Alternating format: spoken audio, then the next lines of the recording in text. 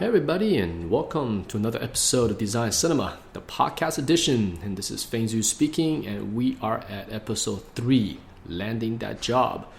This is going to be a follow-up to last week's podcast talking about portfolios, and this will address some tips and pointers to help your first-time students land, hopefully, that first job. It's a nice Friday today. I have plenty of time before I have something coming on in the afternoon. So let's spend about an hour or so talking about this. Now I'm going to apologize ahead of time because it's a Friday, so a lot of stuff is happening around the office. I do not have a proper podcast recording room yet. We are in the process of constructing one. So that will have a lot more sound reduction, echoes, and so forth. So right now I'm just doing this in my office, and you guys might hear my dog barking, deliveries, all sorts of stuff. Fridays are pretty busy here at the school. So I have no idea what kind of sounds are going to show up. Secondly, I want to thank you guys for all the support we received, all the nice comments we got for the podcast. Seems like most of you guys are pretty happy with this format. Now, for those who want to watch more videos of Design Cinema, don't worry. I want to continue that as well. The only reason I'm doing podcasts is that I want to provide you guys some content that are a little bit easier for me to produce. The video ones are pretty time consuming, but I do want to continue them, especially next week. The school is on term break, so I have a couple of days to kind of catch up on my own stuff, and that includes recording some new video versions of Design Cinema. All right, so let's jump into this episode, Landing That Job. This is again for students who are looking for their first job. If you are a professional, you can pretty much ignore most of the stuff on this list because obviously you did something right and you got that job. Secondly, I'm going to ignore rates and salaries for this episode, because rates and salaries is a big thing. Now, it's not because it's a secret or a hush-hush subject matter. It's just that because when it comes to money, we have to really discuss this in a professional manner. I can't give you out wrong information, so I'm gonna have to do some fact checking myself. I'm going to the internet, ask my friends just a little bit about where the state of the industry is at, so I give you guys proper and correct information because it is a big deal, and I don't want to affect you guys' life by putting out some wrong numbers. But we'll probably get to that next episode 4. We'll talk about some salaries and rates. In the meantime, these are going to be tips and pointers, hopefully land your job. All right, let's jump right in. Let's talk about topic number 1. So you received an email. All right, that's a topic, by the way, so it might sound a little funny, but the number 1 is you received an email. So last week, you guys put out your portfolios, put your stuff online, and somebody contacted you. So what do you do when that happens? Here are some tips. Number 1, respond back within 24 hours. Okay, don't let that email sit there for a week or you completely forgot about it. And also, don't send something back right away. Okay, don't reply within like 3 seconds of reading the email. Give it some time. I say about a minimum 1 hour delay before you write back. But you definitely don't want to prolong that period. The reason for that is because some of these emails are time sensitive, especially when it comes to freelance. Some companies are just looking for someone to design something in a time sensitive manner. And if you don't get back to them, that job is probably already gone. In fact, when they send this stuff out, you're not the only one. And I'll get to that in a second here. Sometimes they'll send emails out to many, many freelancers, and they just wait for the first one to respond with an okay rate, and they go for it. So if you respond back the next day or 3 days later, that job is already long taken. So you're just giving up a chance to work on a project. And I do want to say that a lot of this kind of stuff comes from personal experience, working with other designers as well as my own design studio. So this is about almost 16, 17 years worth of experience that I've encountered through just tons and tons of different situations. I'm sure you guys have that as well, and many, many different stories. And feel free to share them below because I'd like to see what they are, and maybe we could discuss some of the things that show up. So, all right, point number 2: don't get too excited yet. Okay, I know it's great that someone contacts you, but to get excited too early might not be a good idea because I just mentioned a few seconds ago, they send these emails maybe to a lot of people. You're not the only one. So you might think, oh my gosh, I got this job. But maybe you didn't. This is just the first series of things that needs to be done in order for a job to be carried through. So, and this is a step that's very common. A lot of people get emails back, but very few actually ends up sitting in a studio somewhere. So don't get too excited. Be happy about it that they contact you. That means your work is probably pretty good. But have you landed that job? Possibly not. And let's go to the next topic. Definitely don't talk about it to the public. Okay. Now I know social media and Twitter, which you guys hear me say a lot, is a platform for you to talk about everything you want, but doesn't mean everything goes out. Okay, because you haven't landed this job yet. You don't need to go on the internet and say, so such and such a studio contact me. Oh my gosh, because by doing so, it actually puts you in a bad light. One of it being that you talk too much, because these studios, or even games and films, we operate in a state of secrecy. A lot of stuff we do are not shown to the public until the product is out there. So by showcasing that you're already willing to tell things, even for just an email contact, it gives us a little doubt of, man, can this person keep secrets? What if we tell you something very, very important and you tell everybody and all your friends, right? So until you land that job, generally keep these kind of things kind of hushed. Because that leads to the second part, which is by talking to the public that you got an email from somebody, you also could be revealing real secrets, even if they don't tell you the project, because a studio sometimes is in secret when they're looking for concept artists. Keep in mind, you guys are some of the first people they bring on. Generally, you have the founders, who could also be game designers or programmers themselves. You probably have a lead designer, a lead programmer, sometimes not even a producer, but some kind of business person. And the concept artist is very important. And that's it. You only need 3 to 4 people. And the concept art is generally right up there. So you're finding out about studios way before anybody else finds out about it. So it might be exciting for you to be like, oh my gosh, I got contacted by the studio. But this studio might not be announced. Okay, let me give you an example without getting into actual examples. But a lot of big studios, after they ship a big product, some of the team members will leave and they'll start a new studio. And these studios are funded. They're backed by publishers, so they're going to be a big deal. But in the meantime, they're not ready to announce themselves yet. Sometimes they'll wait for a year, sometimes a year and a half before they announce, because by the time they announce, they might have a product to show. It's all a marketing type of campaign where they announce a studio and maybe a few months later, they start showing screenshots. So if you announce too early, it's a waste of an announcement, because if you so-and-so founded a studio, but then nothing happens for like 2 years, people forget about it. So they generally announce when they have work, they have something close to showing.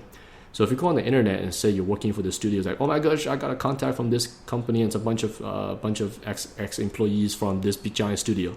You just told the world that these ex-employees started a studio. So keep it pretty hushed. Obviously, if it's a Ubisoft or EA, they already exist. So, but use some common sense there. If it's a studio you've never heard of before and they tell you that this is a new studio, you probably should avoid telling other people about it. Because for us, like last year, we got contacted by a few studios, a few big ones actually. They're small. You guys have, obviously I can't reveal it here, but they're funded or founded by people that are very, very, well known in the business. Okay, they have left AAA studios and started their own, essentially AAA studios, but they want to keep it very, very quiet until they are ready to announce it. So obviously we don't say anything about them as well. Okay, next point. If the studio requests that you sign an NDA, do it. Sorry about my grammar this morning. I just got into the office, so I'm stumbling my words over here. But yeah, so if the studio requests that you sign an NDA, go ahead and do it, because NDAs are very common in this business, and these NDAs are generally pretty standard. So take a look. There's not much you could do in terms of changing them or not want to sign it. If you don't want to sign it, they're not going to continue the conversation. There's no way. NDAs, for those who are younger, means non-disclosure agreement, because these studios are not going to tell you about anything about their project until you sign an NDA. So, and that goes on the next point, which is if they don't make you sign an NDA, but tell you a lot about the project, be careful.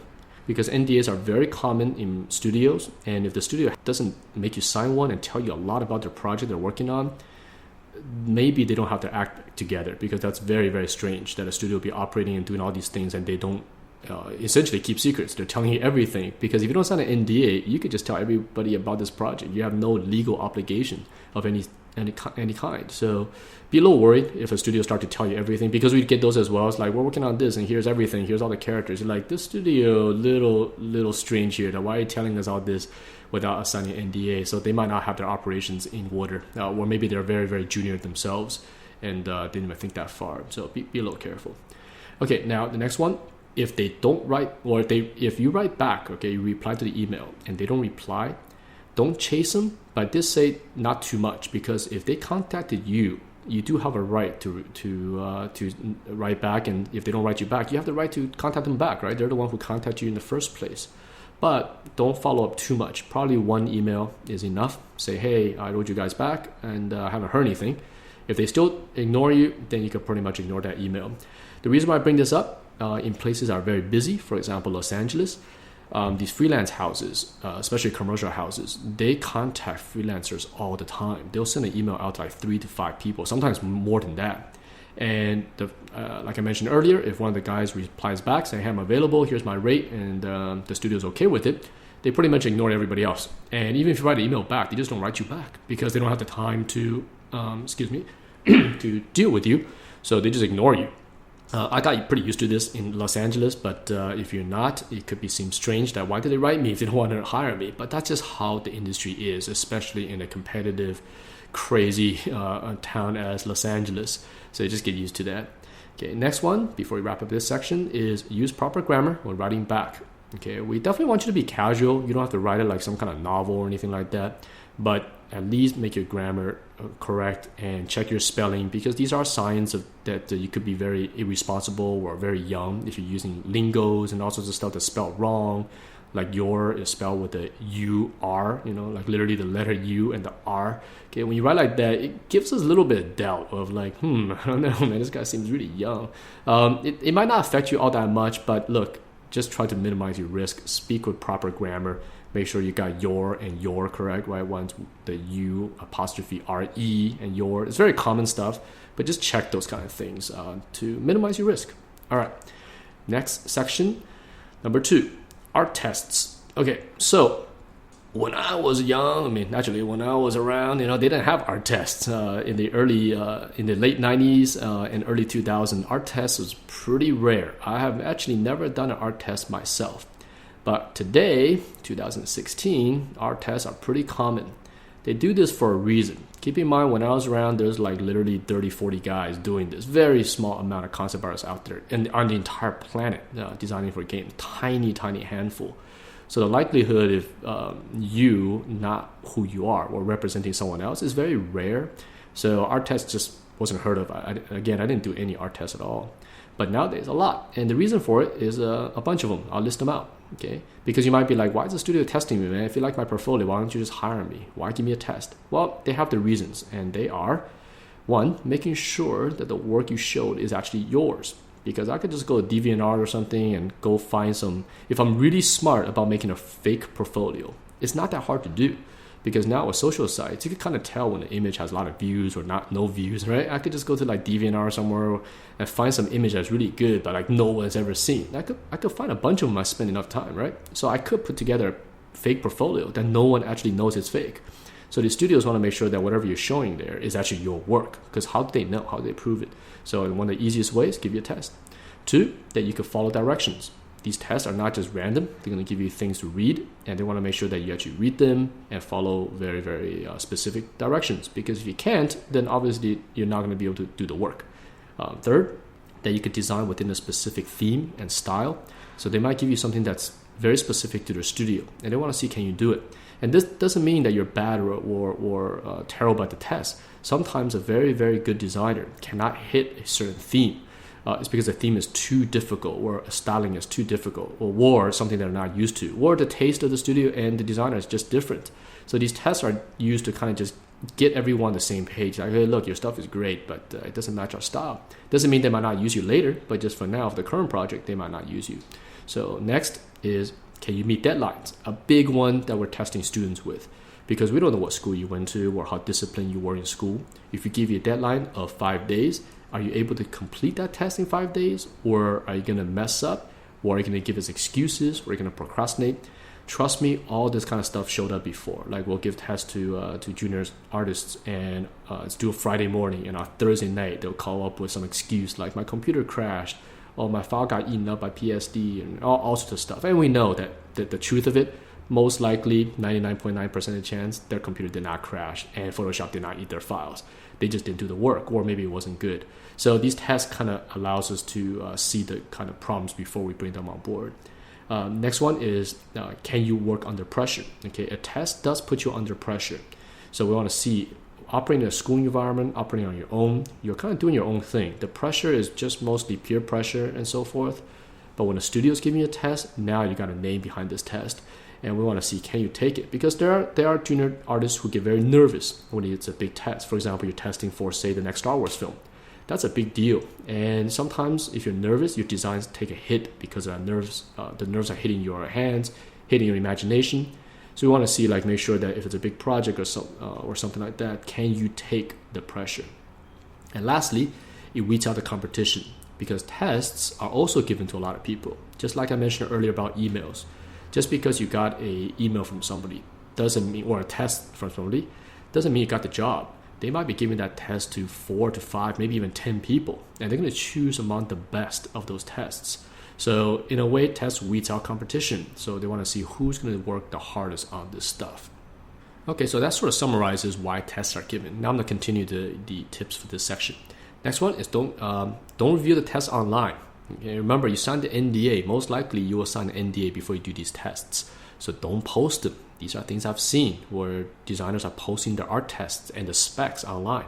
This is trade stuff. This is things that studios come up with to try to narrow down what your skill base are, and all sorts of things they're doing with these tests. And if you write it online, you just reveal their test for everybody. So now the next guy who tests has plenty of time to prepare for it. So you put it online, these students can see that and go, you know what, this guy, again, can't be trusted. That he already basically forfeited his chance with the student just by simply posting that stuff online. So when you're doing a test, doing anything trade secret involved, okay, when you're dealing with companies, keep that stuff hushed. Okay, we are in a business of secrecy. I know games, films, and all that is fun, but the reason why you don't know anything's in development is because of non-disclosures. Nobody talks about their projects until it is well into development. Okay, next one. Read, and reread the instructions. Okay, this is so important. I think due to the internet and Twitter with 140 characters and things, reading comprehension has definitely taken a hit in the last 10 years from my point of view. We're getting junior designers who are not being careful anymore. When we send them, say, a 15-page PDF, they might just skim through it. Some don't even read it. Some look at it really quickly and just kind of make their own conclusion on what this PDF is about. All sorts of stuff, and it's just so frustrating that you're about to get hired for a job where people are paying you to do something very specific, and the person ignores that job. So if they send you a PDF or a test that's very specific, read that stuff over and over, write things down, understand what they're trying to make you do. I'll give you an example. The PDF could be like, we're doing a fantasy role-playing game, and we want this world to feel like such and such. We need you to design a castle, a new style of castle using these following references. The shot is at mid-range, so we need to see it up close, about mid-level, and so we can see the architecture. The lighting is early morning or dawn, so we still see the sun just coming up the horizon. And we have a hero walking towards it, and the hero has 2 other characters with him. And they have this kind of design style provided below. Right? These are very typical of tests. Now, someone could look at that and go, oh, it's fantasy setting. Okay, throw the PDF away. I'm just going to paint epic things. Let's paint a landscape with a tower in it. Let me paint a big monster in a cave. Seriously, it might sound crazy. We, or I myself, have seen this before where the tests come back completely off spec. You're like, what is this? And the person could just be like, well, I thought you wanted a fantasy test. It's like, no, we're not testing you through fantasy. We're testing you beyond just the theme itself. We're testing your reading comprehension skills, because that's what you'd be doing at a job. They're not going to pay you to paint random. They're going to paint you with spec. So make sure you spend the time to read the instructions, okay? Okay, next, do your best. Spend some time on it. I know that tests are weird, okay, that usually tests are not paid. So you are taking a risk when you do these. And in a way, I don't know how I feel about this. Maybe I'll bring this up in the next episode when it talks about money. But in a way, it's kind of strange. They're asking you to do some work essentially for free. And some of these tests could take you a whole week to do. But it is meant to land that job. So if you think you could get it, it's up to you. If you don't want to do these tests because it's going to take you a week to do it, I guess you don't have to. But I don't know. This is a topic that could go on for a long discussion in terms of our tests. Basically, ethical. Is it like our tests supposed to be paid? Now, I have heard some studios pay for tests. That is not uncommon. But use your own judgment, because I cannot make a statement of, no, don't do any art tests or make sure art tests are paid. This depends on the studio, the job you want, how confident you are in your own skills. So I'll leave it at that. But if you are going to do the test, do them really, really well. Don't blow them off as some kind of rough sketch, because it could equal you landing a very, very good job. Okay, next. Go in knowing, right, this is a follow-up to what I just mentioned, going in knowing that this job might not be handed to you simply because you did a good test, because maybe 3 others are also doing this test and one of them does a much, much better job than you, or a style that is more fitting for the project. So just because you turn it in, it doesn't mean you landed the job. And if they turn you down, yes, it's a little bit distressing because you wasted a couple of days perhaps on this test. But that is just how it is. Just chalk it up as another thing that added some skills to yourself, but it did not enjoy a job, and just keep pushing. Don't let this stuff depress you. Trust me on this. I've been through the ringers, man. I've done a lot of stuff. Now, I haven't done tests, but I've worked on a lot of projects in which you have a lot of hope for these kind of things, and they die. It's just part of the business. So you can't let these things bring you down, okay? All right, let's go to the number 3 topic, which is getting to the interview process. I've broken down to 3 different interviews. The first one I'm going to talk about is the internet interview. So Skype interviews are very common now. When I was around, it was a phone interview, which is way more, I think, strange. I think Skype is kind of cool. It's more personal. So they're pretty common. So make sure you have some kind of chat software, either Skype or FaceTime, same thing. Okay, so next tip is be on time, please. Okay, I wrote a please here. You cannot imagine the kind of interviews you had in which people forget about it. They show up late. Just all sorts of things. Mostly it's just they forgot about the interview. Like seriously, you think that something like this would be so important, and they're not even ready for it. They've totally forgot about it. The reason why you want to be on time is because sometimes these interviews, we drag a lot of people to interview you. Okay, I've been in conference rooms where I'm sitting with the CEO, another art director, a producer, a couple of the concept artists, like a team of 4 or 5 people on a television screen mounted on the wall, and we're about to call you on Skype, and nobody picks up. Okay, and meanwhile, the 5 of us just twirling our thumb going, what the heck? And basically, at that point, unless you have a very good reason for it, your chance is pretty much already gone at that point, because what kind of professional forgets about an interview time? So now, sometimes technical issues show up. Now, if that shows up, send a text message or email to your contact right away. That's fine. We totally understand, because I had that happen before where everything's working. We test an interview maybe the day before, and now we bring in the CEO, right? We're like, okay, there's a big one, man. The CEO's coming in. And for some reason, that thing doesn't work. The Skype doesn't connect. The internet has issues. If that happens, just send us a text. You're like, hey, look, we're getting problems. That way you don't waste nobody's time. We tell the CEO, hey, look, we've got technical issues. We'll reschedule. And we all get that. You're not going to get into trouble or any kind of problem if you tell us in advance what's happening. So that's all fine. Okay, next, if it's a video interview, dress casual, but definitely professional. Now, I don't want you guys to think that we want to be all stiff and dress in a suit or anything like that. No, we want your personality to come out, because that is part of why we're hiring you. We want to work with someone we like. We want to see your culture, your personality. If you have tattoos and crazy hair, that's all fine. We don't judge you on that. What I'm talking about is, give you a worst case example. Someone calls up on a video call and doesn't have a shirt on. Okay, just woke up, hair is all crazy, got no shirt on. Would it affect you 100%? Maybe not. Maybe some studios find that to be pretty funny. But again, you're increasing your risk, because what if in the interview room you have a lot of professionals who are not even in the design industry? They might see that as pretty strange. It's like, what the heck is going on? Why does this guy have no shirt? Or someone just came back from playing basketball. I mean, I've seen it all. Trust me, I've seen it all. Guys full of sweat, got a basketball jersey on, breathing really hard because he just rushed back from a basketball game. That just tells us a lot about this person. It's like, look, the studio has set time up to interview you. We have all these people ready, and you came back from a basketball game and completely unprepared, breathing heavily, and wanting us to excuse you for that. That's little unprofessional, in my opinion. But yeah, so dress casual, be cool, and that's fine. Okay, next point, relax. Okay, take a deep breath before you start these interviews. Because everyone, the clients, are just people. There's nothing special, no matter how big a director is, how big a CEO, or how famous a game designer is. At the end of the day, they're just people, and most people are very, very nice. So when you're nervous, it makes the conversation a little awkward. And trust us, we know you're nervous. If you've never done an interview, especially when there's someone big in the interview, say a big director like James Cameron or something like that, yes, it can make you pretty nervous. But just take a deep breath. We're all people. And if we're already interviewing you, we probably like your work. Keep that in mind. We don't interview people we don't like the portfolio for. We're not going to waste time interviewing anyone who puts up a portfolio. The reason why we called you up, we liked your work. So relax. We already like you. So take a deep breath. It helps a lot. I do that myself before I do a Skype call with a director or something like that. Just take a deep breath, calm yourself down. It helps so much. All right, next, speak the truth. Okay. What I mean by that is that, especially for game studios, sometimes they'll ask you if you play their games. Now, if these emails, they contacted you, there might be a chance that you don't know their products at all, or you haven't played their games, and just be honest about it. Now, if you contacted them, then you should probably know something about the product, right? For example, if I contacted BioWare for a job, I should probably know what they do, because it's kind of strange. I contact them and I don't even know what they do. Now, if they contacted you and they ask me, like, for example, have you played Dragon Age Inquisition? My honest answer, no, I have not. I've seen it. I've seen plenty of advertising for it. I've seen a few Let's Plays, but in terms of in-depth knowledge, no, I don't. And that's totally fine, because sometimes a designer doesn't necessarily have to use the products they work on. In my case, I've played a very small percent of the games I worked on.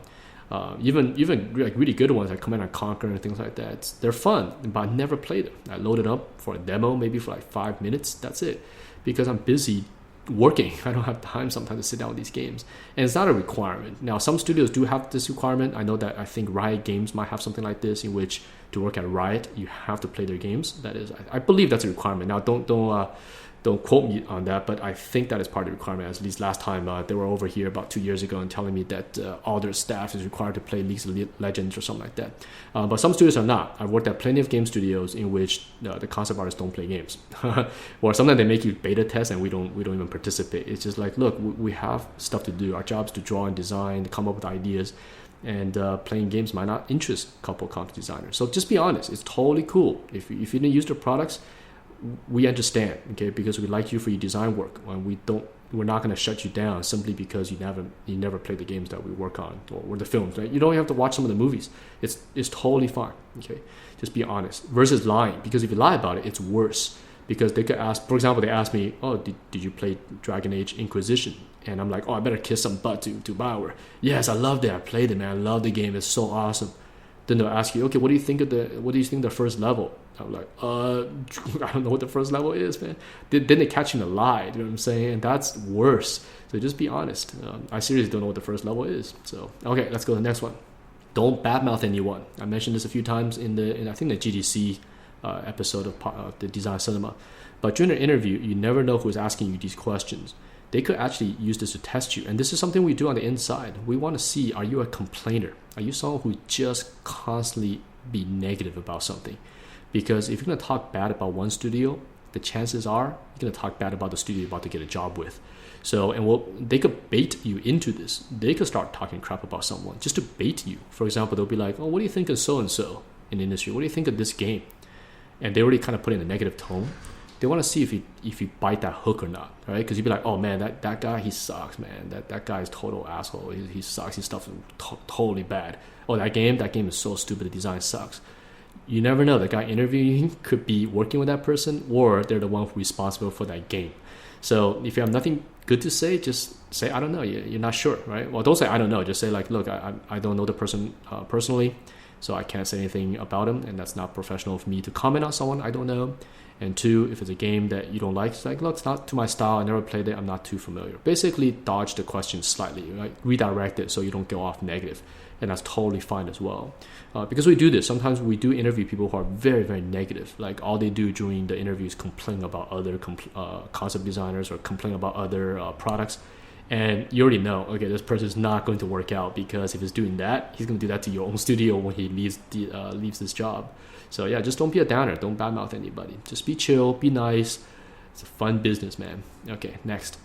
Be prepared to answer questions about your design portfolio. This is a big one, especially if you're a student, okay, with a lot of stuff in your portfolio.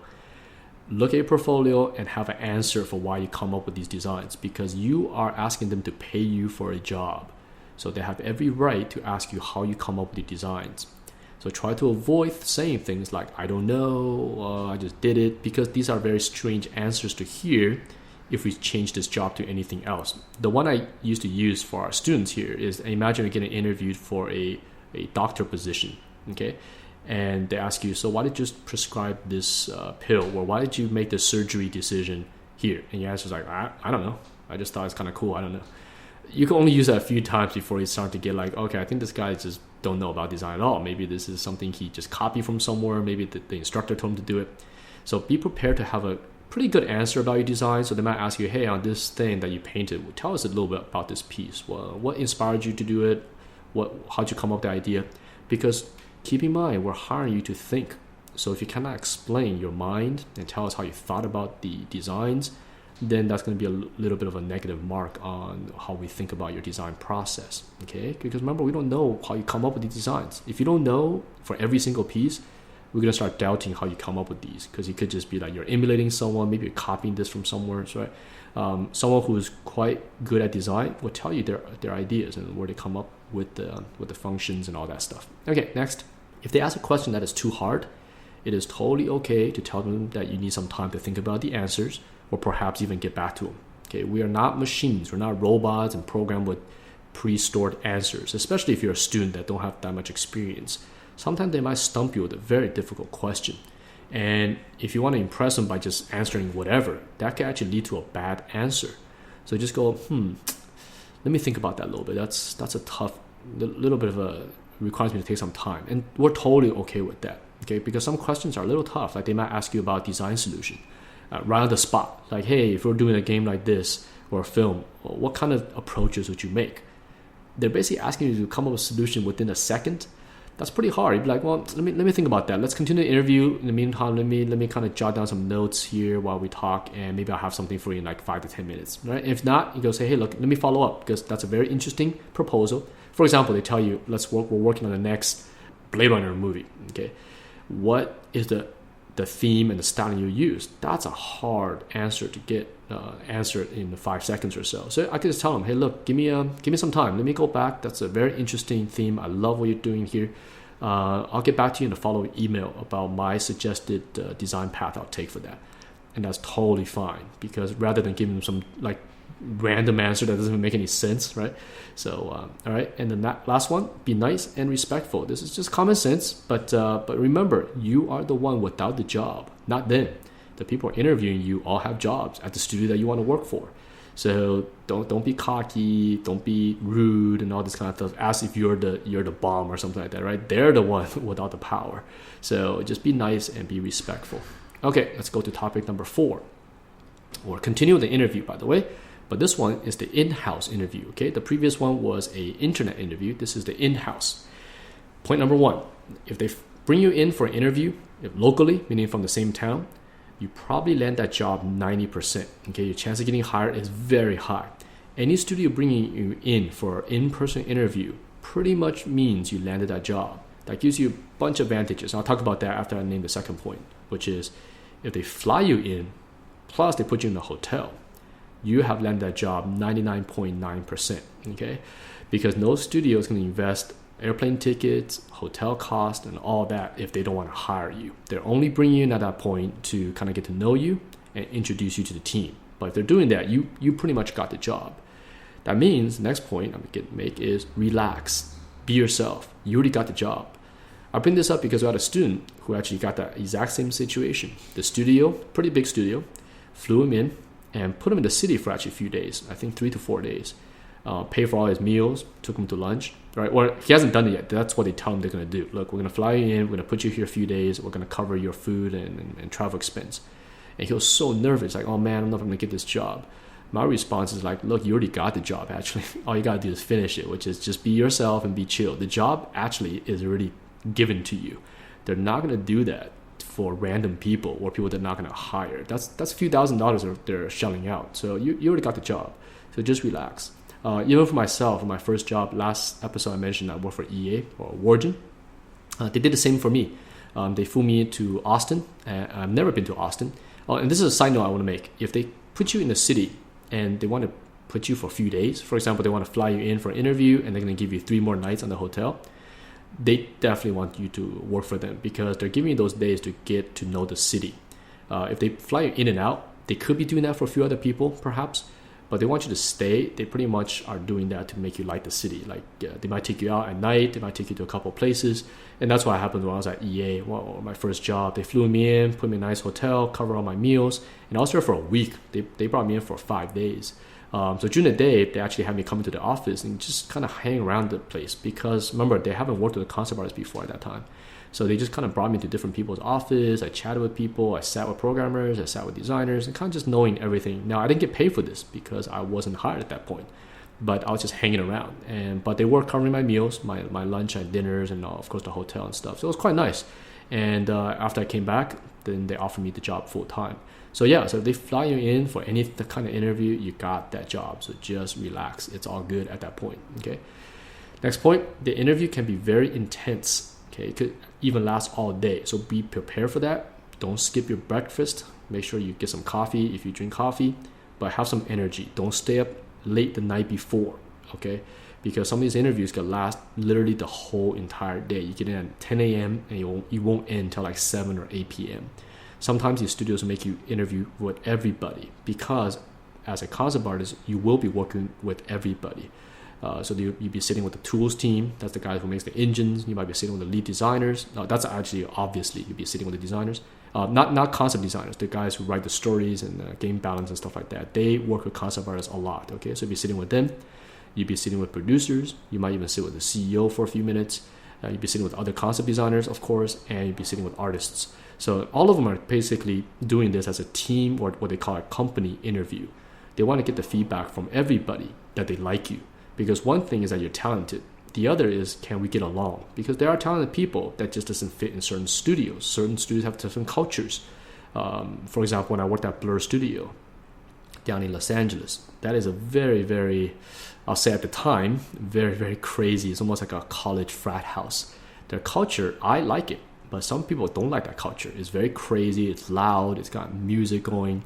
Okay, it's very dark, very, very, the project is turning content to be very violent.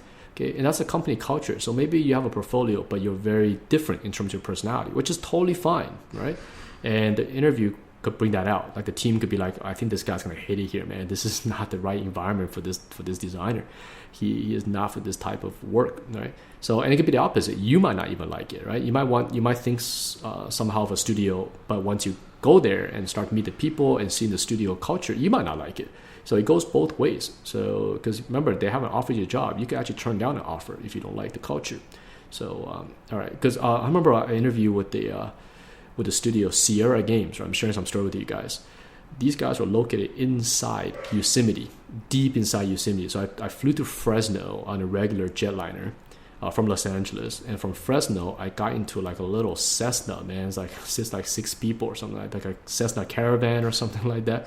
And then that flew me into the mountains of Yosemite. Got picked up by like an off-road vehicle, like a truck thing. Then drove me. I can't remember now. This is like 1996. They drove me into the mountains, into Sierra. That was where the studio was. For me, I was like, I don't know, man. I don't know if I could live here. It's like a little town, few people. There's only like one restaurant and things like that. And everyone knew everybody because when we went to lunch, everyone knew the people.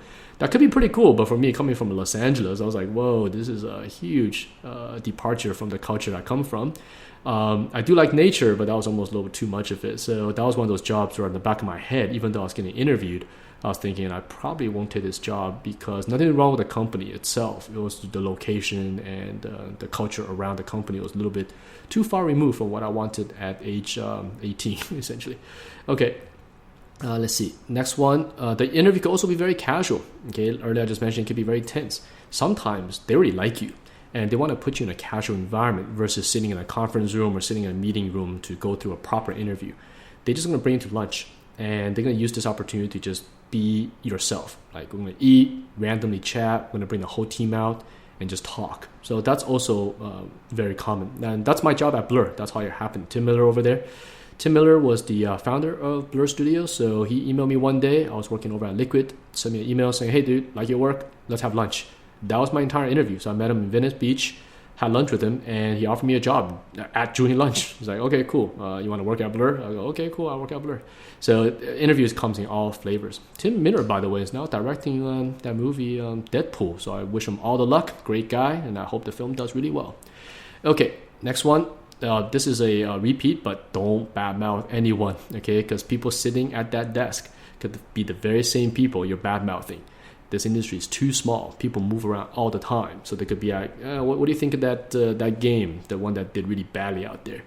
you'd be like, oh man, game sucks, and everyone on the table could be the people who worked on it, right? Like when I worked for Call of Duty, the Modern Warfare, no, not Modern Warfare, what is it, Advanced Warfare, pretty much the entire team is from Dead Space, right?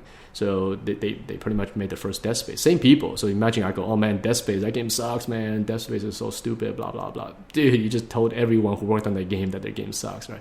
So just keep that stuff hush-hush in a way. Okay, next topic. We're almost done here. We're probably going to get to about an hour for this episode. Number 5, continue the interview. But this one's the on-site interview. Something you see at shows or events such as GDC, E3, PAX, or Comic-Con, for example, in which you are actually in line, you have a portfolio, and you're showing this to people. So this is very different. This is very different than the previous two, because the previous two are interviews brought on by a studio liking your work. This is pretty much a cold interview, meaning that they have absolutely no idea what your work is. So, but it doesn't mean you cannot land a job. I've seen people land jobs from cold interviews. So let's go through some of the tips. Number 1, try to bring a physical portfolio. Okay, it's nice to hold a portfolio in your hand. So I don't know, people, I think we're analog creatures. We like seeing things versus seeing everything digital. So at least for me personally, I like holding a portfolio. I like to go through pages, and I don't think it hurts. And also, most art directors, keep in mind, they're much older than most of you guys. They're my age or older. So we come from the days of paper and markers and things like that. So to see a physical portfolio is quite impressive versus everything being digital. Now, nothing wrong. If you want to use an iPad or a tablet, totally fine. But some tips here if you're going to do that. 1, okay, a big one, please keep it clean. Sometimes I go to these events and students are showing you their iPad and it's covered in fingerprints and like mucus looking things, all sorts of streaks going across the screen, and they just hand it to you. Go, here you go, you can flip through it. You're just going, doing the eye, the Dwayne Johnson, The Rock, that look that he does, like, do you really want me to touch this thing? So keep a towel on you. iPad, something everybody touches, and these events, it's being touched by hundreds of people probably. So just get a towel, wipe that down, make it all clean. Just give us a nice pad to flip through. Okay, next, please remove the passwords on these tablets. I know that these are probably your personal tablets, but when you're at an event showing your portfolio, please remove it. Now, I know this sounds like common sense, but these are all things that slow down your portfolio and annoy people. Because sometimes we want to show this to somebody else. For example, at a booth, there might be other art directors at another table, and we see a very good portfolio. We want to show this to the other art directors. So I go, hey, I'll be right back. Give me a second. I walk over to the other one, bring up the iPad, boom, password lock. And I'm going to go back to the booth and tell him, hey, dude, can you unlock it? And the guy unlocks it. Go back, and boom, it's locked again. It just gets really annoying and slows everything down. So for the time being, either unlock it or put some like 0000 or something like that as a password, and just let us know. It's like, hey, if it locks, just put 0000. Because we sometimes do show this to behind the scenes people. Sometimes at these booths, there are producers and CEOs right behind. You just don't know it. They're in these little rooms, and we'll bring portfolios back there to show them. So I want to make it nice and easy. Okay. Next, if you bring a USB, which is not that common these days, but I will give you some tips. If you are going to bring a USB with images on it to show on a laptop, here are some tips. 1, make sure everything's organized. Actually, being organized also works for your iPads. Okay, basically remove your family photos, remove photos of your friends. If it's a portfolio, make it a portfolio iPad. I have not seen too many weird ones, but you do run into them from time to time, in which you flip into the portfolio and all of a sudden it's like a photo of them hanging out with their friends at a bar. It's like, oh, don't look at that, it's not supposed to be there. So if it's not supposed to be there, the night before, organize it. And of course for USB as well, don't have a USB with like your movies on there, random documents, 100 different folders to look through. Because when you're doing that, it also shows that you're not organized as a person. So if we bring you into a studio, you might be spending an hour of your day just looking for files. And you might even be a person who lose files on the job. So we're looking at everything. So being not organized is not a very good trait to have, especially as a concept artist in which you're tracking a ton of different designs, tons of different deadlines. So organize that folder. Next, don't load up or bring giant JPEG files or PSD files. I have seen PSD files at 4 gigs. So when we basically brought the file in, it would take something like 20 to 30 minutes to open this file. And meanwhile, it freezes Photoshop. That's pretty much the end of that interview. It's like, we're not going to wait half an hour for your PSD to open. So come back another time with the JPEG. In the meantime, we're gonna have to reset the computer because you're gonna load 30 minutes of a PSD. So sometimes studios will want to see PSD, so you could bring them with you, but show the JPEG versions of those, and make sure your JPEGs are not super big either. Something like 4,000 to 5,000 pixel wide is plenty, and save it at level 10. You don't need anything bigger. You won't even notice a difference. So there's no need for, because I've seen it. I've seen 50 meg, 100 meg, 200 meg JPEG files when it's completely unnecessary. You reduce that by a quarter, and it's still exactly the same quality. Especially at these events, we're looking at stuff pretty quickly. We're not going to zoom in and look at pixels. Okay. Next, consider bringing a couple of portfolios that you can leave behind. All right, if you have these shows, they might be looking at a lot of people. For those who haven't been, you might not know this, but at a certain booth, like if Blizzard was to do one or Sony, the lines get pretty ridiculous. Okay, so from your point of view, you're like, okay, I'm the special artist. I want my stuff to be noticed. But from the reviewer's point of view, you are one among hundreds of people that are viewing, literally hundreds. Okay, like 2 years ago, I was at the Microsoft booth hanging out with a couple of guys over there, and their line was just insane. It's like around the block for, I think, 343 and things like that. So we're looking at a lot of stuff. So give us something to leave behind, because if your stuff is good, well, give us something to take back. Because if you just give us a business card, we could actually forget about it. Because at the end of the day, there's a giant stack of business cards. We're talking about a few hundred of them. And there's no way to remember who you are, especially if we're busy and didn't write your name down and didn't exactly remember who you were. We might actually forget about you. So if you have a good piece and you say, and we like it, we're like, hey, your stuff is really good, man. You're like, hey, I have a mini one I can leave with you. Do that. Then I can take that back and make a decision very, very quickly. All right, next one. No need to explain every image in your portfolio. This is more common among the non-experienced students, or maybe even self-taught, is that they haven't been through a pitching process, right? If you're in a school, most likely they'll make you pitch stuff. So you're very precise and I guess professional in the way you pitch a particular image. For someone who doesn't have the experience, it could be a hassle for us to hear it. For example, they'll show an image and go, oh, this is my design for the clan of the wolf. They live in a mountain called Aparath, and they worship this god. But the god wasn't a god before. The god name is Jipinich, and Jipinich was actually a little child, and the little child was born in the village of Kankoran, and Kankoran was first invaded by the tribe of the... Okay, that might be awesome for you, but when we're hearing this, it doesn't matter too much to us. We're not trying to be rude, but we have hundreds of things to go through, and also we could generally tell if your work is good or not. You don't have to explain that much to us. We're welcome to hear some backstory, like this is my IP about the Wolf Clan versus the Lotus Clan, right? That's fine. That gives us some insight about your IP, but you don't have to go down to such detail that we have no idea what you're referring to at that point. And two, follow up with that is, don't worry or get mad if the reviewer goes through your portfolio really, really fast, okay? Remember, we're looking through a lot of stuff, so we're going to be flipping through your portfolio very quickly. 30 seconds average, I say, for an average portfolio review, okay? So don't think that we're not looking at your work carefully. We could tell. If you listen to my previous episode, the portfolio one, it just takes a minute or so, 30 seconds, a minute to tell if someone's good or not. So if you're good, it's 30 seconds. If you're bad, it's also 30 seconds. So don't get mad. Don't tell them to slow down, or don't try to hold the page. I've seen all sorts of stuff. You're flipping the page and the guy's like, oh, wait, let me tell you about this piece. If we're flipping through a piece or one next on the iPad, then let them do that. Don't flip it back and try to explain it or justify the piece, because that means they've already seen it. They either liked it or didn't like it, but they've seen it. So you don't have to bring it back, okay? Next one, if every booth you visit is telling you the same thing, then it's most likely true. I put this up as a last pointer because sometimes you'll see a student line up at your booth and say like, oh, I talked to all the studios and they all tell me that I lack fundamentals, but what do you think? Look, if you sign up for like 5-6 different booths and they all tell you need fundamentals, you don't need another booth to tell you that.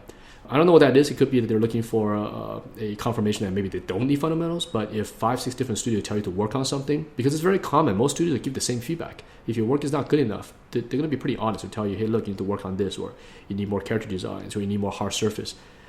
If they're all telling you the same thing, you probably need to work on that for your next portfolio. A booth is not going to change their mind. So by going to another one, you're like, maybe they'll think different. So make sure you take that stuff into account. Be humble. This is a business about ideas. And if you don't have the ideas, you don't have everything that people need, you have to work on that. Okay, I'm going to move on to the next one.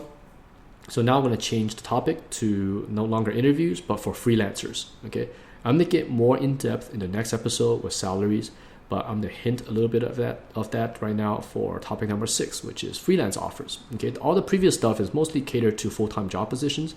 This is freelance. Okay, so let's get started. Number 1, freelancing is definitely more common than before.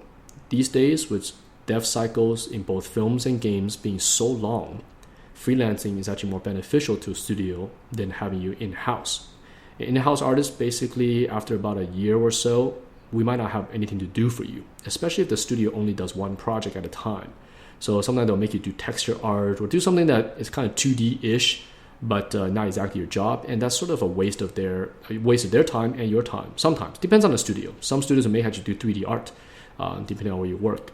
But most times these days, we're definitely seeing a lot more freelancing on the rise compared to when I was around. So considering that, let's go to more points. Number 2, so after you sign the NDA, read whatever the client gives you very carefully. And I want to state this one more time. Read the materials carefully. Freelance is very different than full-time. In a full-time studio, they will guide you into the project very slowly. You might not even touch the project for a few weeks, okay, as you train up. They might even make you play the games, like when I worked at a couple of game studios, even as a freelancer, but I was what we call permalance, which is working freelance but in-house for an extended period of time. So the term for that is permalance. Even for those jobs, I would sit for like a day or two just playing their games. That's my job. It's like, okay, sit here, we load up the beta, play the game for the whole day and see what we need. So that's pretty common. Now for freelance, you don't have that luxury. They're not going to pay you a whole day to play their games or look at the internet. They're going to make you jump right into the project. And to make sure that you're going down the right road, they will give you a lot of reading material, PDFs, JPEGs, references, a lot of inside stuff. For example, their models, their turnarounds, their worthos. Depending on the studio, some they'll send you a lot of stuff. You work for someone like Disney, they give you giant packets of stuff to read, huge amounts of reading material, because Disney is an IP creation company. That's all they do. So they're going to make sure that if you're going to work on their IP, you totally understand what you are doing. So for those who are younger, who don't like to read, please take the time to read this stuff. Don't go off tangent. Don't ignore it. These things are sent to you not for suggestion. They're meant for work. Okay. Next, don't overpromise anything. Be very realistic with your deliveries. It's exciting to get a job offer, but don't be overly excited and promise something you cannot do. So if you think you could do 3 paintings a day, don't tell them that. Just say you could do maybe 1 or 2. Okay, keep it very, very normal. And if you could do 3, that's great. And I think I mentioned this in the previous episodes as well. But do keep it common. Don't tell clients more than what they ask for. So if they ask you, can you guys do 2 paintings a day, and that's something you could totally do, then go, yeah, 2 days, two a day is fine. Don't need to jump in and go, well, actually we could do 5. Because if you do that, you are over-promising, and now you have raised the bar higher than what the client was actually previously hiring you to do. So just over-deliver, under-promise. Okay. Okay, next one.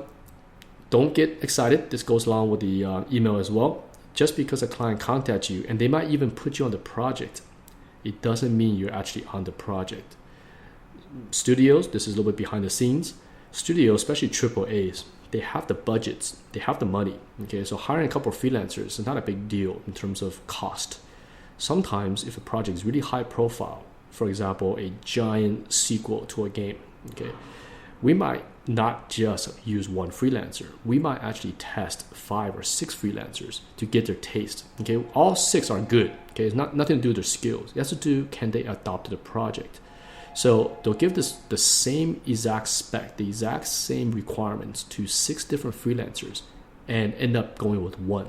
It's quite common, but they're not going to tell you about it, right? I've been on the other end of that many times, in which I will be on a project for like a week and then it's gone. They just went for someone else. And I'll explain the reasons for that as well. So don't get too excited until you're probably about a month or 2 into the project. Okay, you're probably on the project full time at that point. Because freelance does not mean they're actually going to use you for a long time. They could use you for a day and not use you. So don't get too excited and just do the work. Next, don't be surprised that they dropped you after 1 round. So this is what I just mentioned. That you get onto a project, it's very high profile. You're all excited, you sign the NDAs, you read everything, and you do 1 week of project, and boom, they're gone. Many reasons for this. 1, could simply be that your work is not very good. Okay, that's fine. 2, it could just be that your design taste is different, and this is totally normal. a lot of people are professionals, but it doesn't mean we could work on every single project and adopt to it. And that's fine. And these clients are not going to see you in a bad light. If you did really good work, but it doesn't fit the project, they might still call you back for different projects later on. But for this particular project, they might not use you. And that's very, very common. So don't think that you burned a bridge or these guys will never work with you again. It's just part of the business. I've worked on movies in which directors looking at the design go, wow, this design is really good. I love it. This is such a cool design, but not for my movie, right? So what they're telling you is like, look, you did great work. This stuff is awesome, but it doesn't fit the film that they want. So they're just kind of letting you off. It's like a negative and a positive at the same time. But we understand where they're coming from. Is not every design, every style fits. So so don't be surprised. Number 3, why they don't work with you after 1 week could be you went off spec. Okay, this has to do with you taking their IP down a complete different direction, or you're taking down your own direction too far, and you might not be gelling with their style. Because this is hard to explain. Styling is very hard to get a feel for. Like you could explain to someone this is a very gritty RPG game, a very visceral, very wet, and very, very kind of hands-on type of visceral dark fantasy game. Some people might think it's Dark Souls. Some people might take that as a Diablo, right? They're very different. So from a design point of view, we don't know. We're going to try our best to steer you down the right direction. But until we see what you come up with, it could be a completely different direction. So they could just look at that and go, look, your taste of dark fantasy is not what we have in mind. So we're not going to continue the contract further. And again, nothing to do with your work in terms of quality. It has to do with your style. And generally, they're not going to spend too much time redoing it with you, because at that point, our freelancers starting to cost us quite a time. Like it's not really the money, it's the time. Now we got to feedback, give them new directions. They might do that for 1 or 2 weeks, but if you cannot hit the style within a few weeks, you're not going to be on the project. And this even works for film industry as well, which I'll get to part of the next episode. Okay, last one is that you miss deadlines, which is a big no-no. If you're a freelance and you miss the deadline, consider that project probably gone, unless you have a very, very good excuse for it. All right, so that wraps up the freelance. So next episode 4, is it? I'll get a lot in more depth in terms of the salaries, the pays, and especially freelance type of stuff. Okay, almost done here. Last topic, number 7, or second to last. Number 7 is be open-minded. What that means is good jobs, good design jobs are not necessarily only in games and films. I know that younger kids want to work in games and some of you guys want to work in films. But if a client contacts you and they're not from those industries, don't blow them off. There are plenty of fun jobs out there. Open up your scope. Some of these jobs, I'll give you an example of. Number 1, theme park and attraction designs. Okay, working for Disney Imagineering. These are the guys who built the theme parks, Disneyland. It's great fun. I have a really good friend and classmate who's been there for as long as I've been in the industry, probably, I'm guessing 16, 17 years now, right? And he gets to travel the world. He's currently, I think, finishing up the Shanghai Disneyland. So it's a lot of work and a lot of fun, okay? So don't blow off theme park and things like that. Like Universal is building a big theme park, I think, out in Dubai, and they were looking for people a few years back. So it could equal to fun opportunities, and you're still within entertainment, okay? Next one, toy design. Toys are just as fun as games and films, and companies like Hasbro, Mattel, Lego, they also hire concept artists. We have a graduate from about 2 terms ago who's currently working at Hasbro, and Hasbro a few weeks ago contacted us for they're doing something, right? Something interesting. I can't tell you what it is, but they're doing something pretty interesting, and they need concept artists for these kind of jobs. So just because you see an email like John from Hasbro is like, what? I don't want to work for them. Don't blow these things off. They could equal to very fun opportunities. In fact, look at Hasbro. They own Transformers, right? So these movies were made because of toy companies, not because of the film, because of toy. Okay, next, television commercials. They might sound strange, and they might come from studios you never heard of, because a lot of TV houses or TV commercial houses are advertising houses, I guess. So you might not have heard of their names, but they are contract companies that studios go for. Like if you ever seen the show Mad Men, it's kind of like that. So like a client like, say, BMW will go to a firm and ask them to do a pitch for a commercial. The pitch goes through. Now they need someone to design the actual commercial itself. So the commercial houses everywhere, especially in Los Angeles, there's a ton of them, and they'll call you for these jobs. They're really fun. The turnaround times is awesome. Sometimes they're like 2-3 day turnaround times. And I know I'm not talking about money here, but the pay in commercial is very, very good, by the way. So because they operate kind of outside the normal games and films pipeline, they have their own thing going. And TV commercials are actually quite lucrative if you could get onto them. Okay, next one, television series and Netflix, these kind of things coming up very strong right now, right? Look at Game of Thrones, right? Started out, no one heard of it, and now one of the biggest shows on the planet. So if you get contact for a television series that's new, right? It's not Game of Thrones, maybe something new. Don't brush it off. It could be something very, very cool. And television shows have way bigger budgets than before. I think Game of Thrones is like $5-10 million an episode. That was just unheard of when I was around. I think back when I was working, you'd be lucky if you get like $250,000 for an episode of a show, you know. So it's pretty low budget. Now they're on the millions, House of Cards and all these shows. So they can afford professional concept artists to be on these shows. Okay, next, product and industrial designs. The skills you guys possess in entertainment sometimes could be applied into the real world. So don't be surprised if a product company hires you. I have friends that went from games into Apple. I have friends who went from video games to doing cars.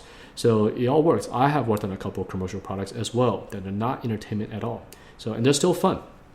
Next, books and graphic novels. They're also neat concept art. Sometimes these graphic novels have obviously their own artists working on them, and the majority of the work is going to be the artist. But they'll open up their design sometimes, like they're going to a new city, a new planet, and the script is written, but they don't know what it looks like. So they'll contact you for that as well, and really fun. Okay? And last one will be very exclusive projects. Sometimes you get really strange things, just way too many to name, but they're exclusive, that they need a interesting design. For example, sometimes for a particular installation, right? I know it goes into interior design, but they want like an entertainment installation. So you're doing something for Louis Vuitton, right? The purse company, or the LV, right? Sometimes they contact concept artists for really strange ideas, like we want to do a showroom and we want to do it crazy, and we thought that your portfolio had that kind of taste. So you never know, and they could lead you to meet very interesting people, very interesting clients.